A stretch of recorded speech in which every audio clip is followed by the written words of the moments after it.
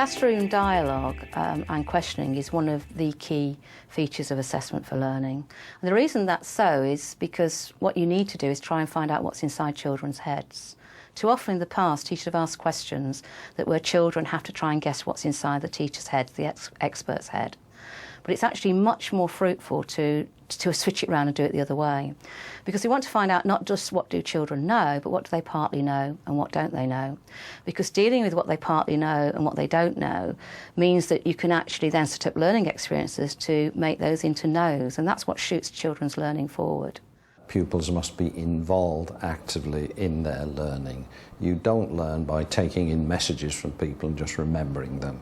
You learn if you start from your existing understanding and then are changed and challenged. And in order to take on that change and challenge, you've got to be involved. So what that means in the classroom is that the teacher has to help the pupils to express themselves. In recent years, formative assessment's been increasingly seen as key to raising standards and improving teaching and learning.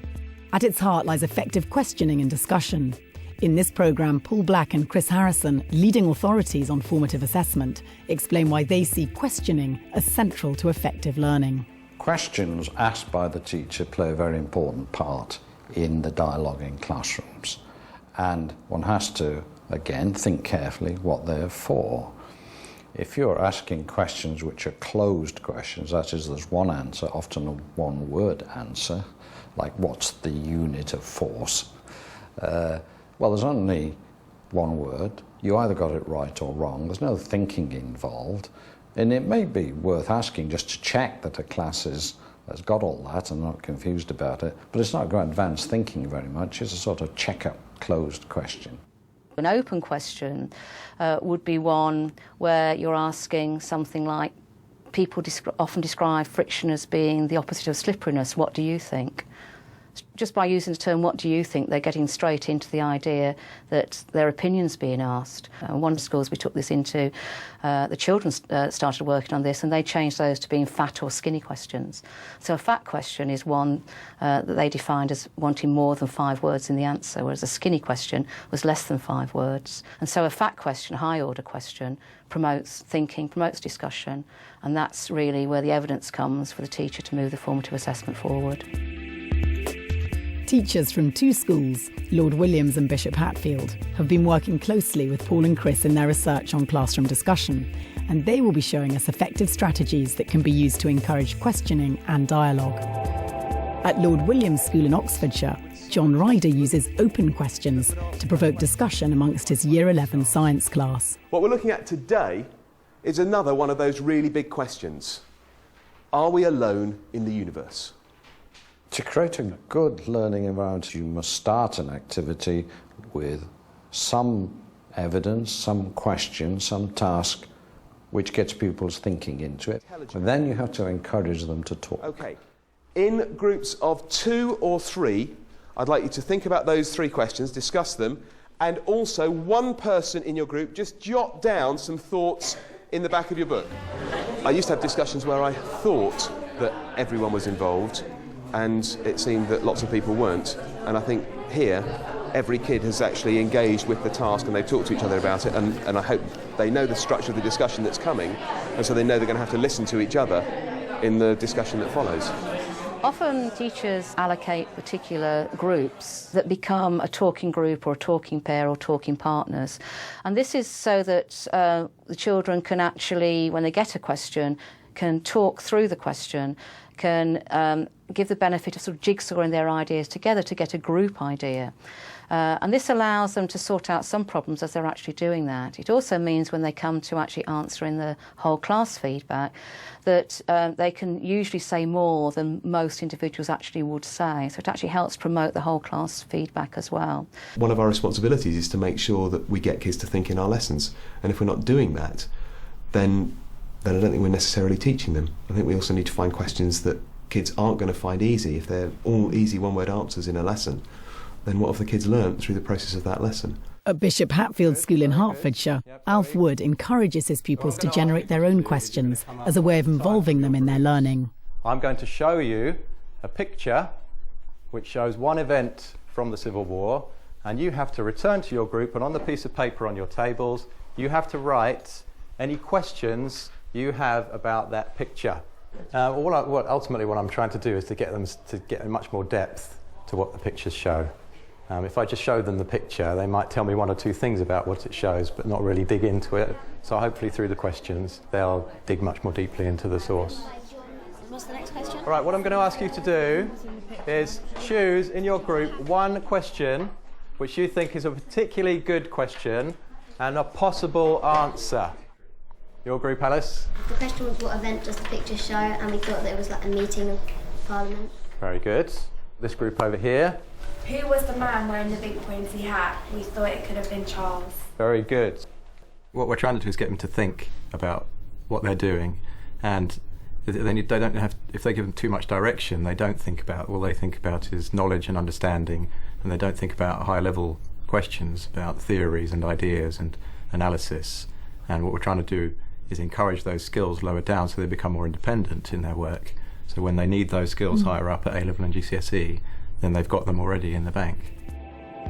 Teachers ask questions all the time, and many teachers aren't aware of what their questions are doing. So, a really useful thing to do is to plan questions, and not just to plan them in terms of a good question, but to think about what might be the possible answers that come out, and therefore what will I do with these answers if they do come out from the children.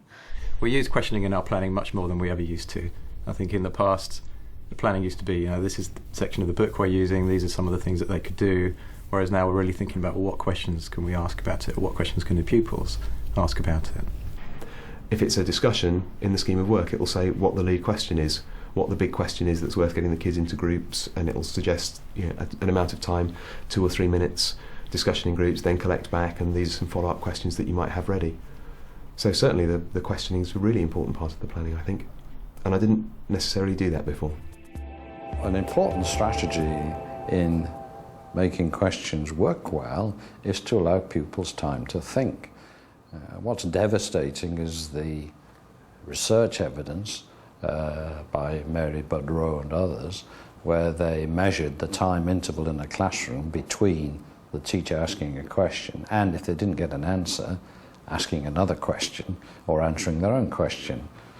So what they're looking at is how much time does the teacher allow pupils to think before they answer. And the average is about 0.7 to 0.9 of a second. That's terribly short. Nobody can think out something during such a short time. They either know it or they don't. Karen Veer uses wait time as a strategy to encourage her pupils at Lord Williams to take an active part in their maths lessons. I want you to just think for a minute. Don't try and put into words just yet. Just try to think how we would work out the length of that part of the circle. It's called the arc length. Tolerating a buzz of talk when you as teacher are doing nothing, it's a bit scary, but it is the only way the classroom can become a place where thinking takes place, rather than being dragged along the teacher's route to get the right answers. When wait time is increased, we find that not only do more children start to answer, but the answers they start to give are longer. And so therefore we're achieving the goal that we actually want to, in that children actually are revealing what's inside their heads. Okay, time. Can you try and tell me how you think you might find out the length of that arc there? Would it be the arc length would be pi times diameter divided by 4? Oh, that sounds pretty good to me. What do we think of that? And I think if you actually give a child a chance to talk to their partner, not in a great big way, just to say, right, I've got 2 minutes now to discuss with your partner what you think the answer is, and then I want one of you to come back to me. And then if you don't tell them which group you're going to choose, and you don't ask for any hands up, you just say, OK, Chloe, what do you think? I think provided you give them the time and they know they've discussed it with somebody else, or at least one other person thinks that answer's sensible, they don't feel so embarrassed about saying their response in front of the whole class. How No Hands usually works is that the teacher sets a good formative question, so an open question or a question that's going to be challenging, and then either gives time for the child to think, so gives wait time, or allows pupils to discuss in small groups before taking an answer. The teacher then selects who's going to answer. Right? It's not children shouting out and everybody having their say, but it's just that no hands are put up, because what the teacher is not asking for are who thinks they can answer. What she will feel is that if they've talked about it, they all are actually capable of giving an answer. At Bishop Hatfield School, Carol Wilding uses whiteboards to help all her pupils participate in their history lesson. So today, the first thing I want to do as a starter is I want to look at this picture on the board. And I'd like you on your whiteboards just to write down some ideas. What is this picture telling us about Hitler? Anything that comes in immediately into your minds. Right, in that particular group I found they have been very effective, because that group is very quiet and there's only 2 or 3 students that actually tend to respond, and it gets very boring. So this gives an opportunity for me to really be aware of who's thinking. Right, can you put your boards up please, ladies? Well done, yeah, good, strong leader, excellent. He's in... Because if they've all got to put their whiteboards up, they've all got to have been thinking about the question. So I can look around, and also I don't have to give ownership at that point to a particular student. So if they've said something really good, or perhaps it's not quite right, I don't have to... They're not going to be exposed. So I can see something on a whiteboard and I can ignore it, and I can pick on something, you know, which is really, really good, and I can give ownership or not ownership to it depending on how the lesson's going. The point of it is to establish that this is not a competition to see who's fastest at getting a good answer. It's a place in which everybody has to think, and since everybody's supposed to think, and I'm trying to help everybody to do it, anybody ought to be able to offer an answer. If I just do quick question answers, they don't have the time to think and they don't process information. They also have to take a risk in terms of peer pressure in answering a question, putting their hand up and answering a question. And if they know that in their group they've shared the ideas and they've got something to say, then they're much more confident to do that.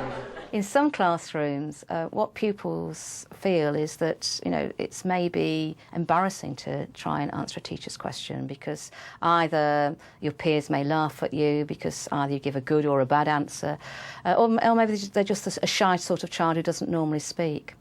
What teachers do who develop formative practices are create learning environments where children do want to have their say, do want to answer. So it's a very open environment. They can get things wrong and it's not laughed at. It's not sniggered at. It's just taken as a reasonable suggestion. Why did we get that? And what should we have got? And nobody's left embarrassed about it at all.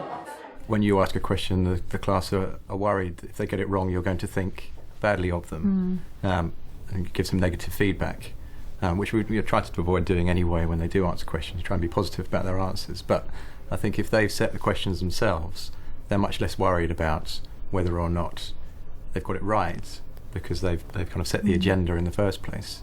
What tends to happen in classrooms is that answers tend to not be rewarded because they're right answers, but answers get rewarded because they're interesting, because they take the whole group's discussion forward. So it's not that you only get some children who can answer and some children who can't. Sometimes wrong answers or interesting quirks of answers can be very, very useful within the classroom. So you've got to get away from the label as wrong. You'll have shocks and things may be said which are way off beam in ways you never imagined.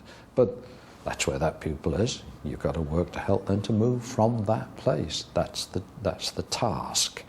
So the issue is, and I wouldn't pretend it's easy, it's quite hard work. What can I say to people who have that idea?